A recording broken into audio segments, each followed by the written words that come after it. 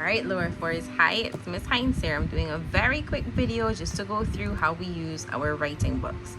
Now before we get started, anytime Miss Hines says we need a pink writing book, I always want you to grab a pencil, make sure it has an eraser. Even if it doesn't have an eraser at the end, you should also have an eraser other than on the pencil. And as we can see here, this pencil point is nice and sharp, and that's what we want to make sure we're writing with in our pink writing books. Now, when we open our book, most people would have already written on their first page, but Miss Hines is just using an extra book as an example. So when we open, you're going to notice a few things. All right, we have a pink line that goes down the left side of our page. This is called our margin, and on this side where my thumb is, this is where we normally write number 1, number 2, etc., going down on the left side of the margin. On the right side of the margin, where we have all this space, this is where we put our letters or our words or our sentences. Now Miss Hines is going to very quickly show you some letters that are small, some letters that are tall, and some letters that fall below the line. Before we get started though, I'm going to turn my book. Now as you can see, our book has lines on it, and these lines are blue lines. Okay, now when we are writing, our letters are supposed to go between these two blue lines, not in this big space here. So Miss Hines is going to start our video off. Now remember, I said we always start on the left side by the pink margin, and we start on the right side of the margin, not on the left, because the left over here in this small column is where you would put your numbers. So we're going to start with our small letters first, and Miss Hines is going to adjust here for you, and I'm going to zoom in so that you guys can see. And I want you to also watch the direction that Miss Hines is going in for each of her letters. So we have A, we have C, we have E, we have I. Now his dot goes above the line, but that's okay. We have M,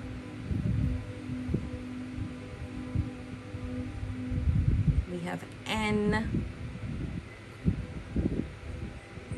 we have O. As you know, we have two different ways to write the letter S. So we have this way, which is how we would see it in books. And then we have this way if we're joining on the letter S to the end of a word or to a letter. Now Miss Hines is going to go to the next line here, the very next line, and I'm going to continue writing because our small letters still keep going. We have the letter U. Then we have the letter V. Some of our friends are mixing that up. There's a big difference. The letter U, the tail comes down to the blue line, whereas the letter V has a little hook, and the hook is at the top. Then we have W. And again, this is all part of the reason why we use those writing patterns, because if you notice, the letter M and N are over the bridge pattern, and the letter U, V, and W are under the bridge. Now we have the letter R, followed by the letter X. And the last small letter is the letter Z. Now Miss Hines is going to turn and hold the book up. You can pause it if you need to, but I really want you to look and make sure you see how those small letters are written between those blue lines. Notice that Miss Hines did not write in this big space here. I wrote in between those two blue lines. Now these are the small letters. Now a little tip, when Miss Hines asks you to skip a line, you see how we wrote on this line up here with U, V, W, R, X, and Z? If I say skip a line, it means you skip this one. You don't write anything here, and you come down to the next one. We're going to do our tall letters now. We have letter B. Now notice the tall letters start in the, oh there, my camera was not focusing. The tall letters start in the big space, but then they come down to those blue lines, okay? And they still kind of sit in between those blue lines, but their necks are so tall that they go above the blue lines into that big space. Now we have the letter D. So we make like a C, close it up, and we keep going. And notice that my pencil has not come off until I have gotten to the end of the tail. Letter H is also nice and tall, straight line down. Again, over the bridge pattern comes in handy here, because you see we went over the bridge for H and gave it a tail. We have the letter K, straight line down, come up, stop, go out, give it a little loop, come down. Oops, my point just broke. Come down and give it a tail. If that happens to you while you're writing, don't panic. Letter L is also nice and tall, straight line down, but we don't just stop there. We still give it a little, just a little tail there. And the last letter, while the letter T is not as tall as the other ones, it still goes above the blue line a little bit. So look, lift off and then cross it. So again, Miss Hines is going to hold the book here. Pause the video if you need to. Take a look at how the letters are sitting in between those lines.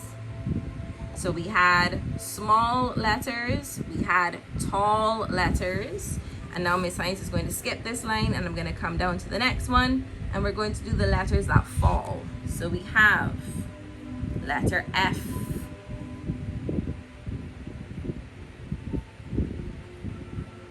lift off and then cross.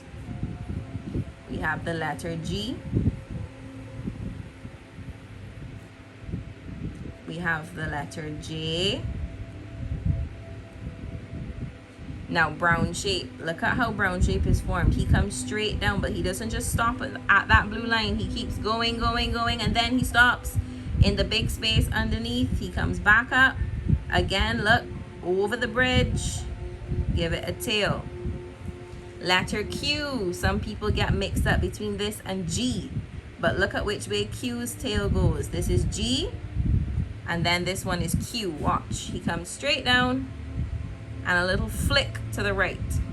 And the last letter that falls is the letter Y.